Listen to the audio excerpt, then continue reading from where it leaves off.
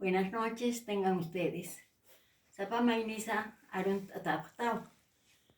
Esto es Aymara fácil para todos. Aymar Aru, Casa y Atacaña. Lección 44. Uso de las 5 consonantes.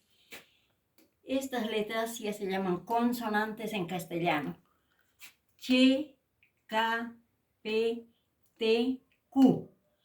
Esta Q lo he puesto detrás de la T para decirles que tiene sonido fricativo en el Aymara. Sonido fricativo. Ya lo van a ver cuál es el fricativo. Acompañados del apóstrofo. Este es el signo del apóstrofo y de la letra H. A estas 5 letras vamos a acompañarles para su respectivo sonido. Escuchen bien. Aymararu, pesca kelkampi, arsuña. Paya kelkampi, chiktata. Estas son las 2 kelkas, esta y esta. Aymararu, pesca kelkampi, arsuña. Paya kelkampi, chiktata. Empecemos. Simple, la che como en castellano. Glotalizada, la che, con este signo con el apóstrofo. Y la expirada, la che, esto se pronuncia che. Ejemplos: chacha, varón u hombre. Chacha, varón u hombre. Checa, izquierda. Checa, izquierda. Checa, izquierda.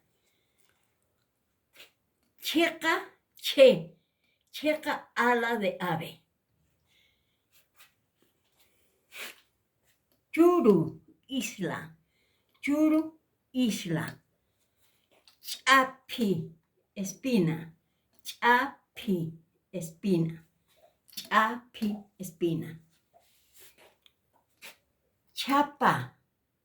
Chapa, grano mal molido. Puede ser maíz, quinoa, lo que sea.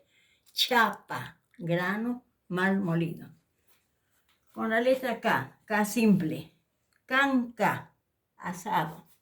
Canca, asado.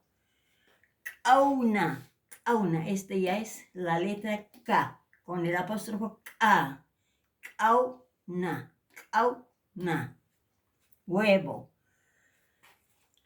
La letra K con H, K, canca, piel áspera. Cayu, pie.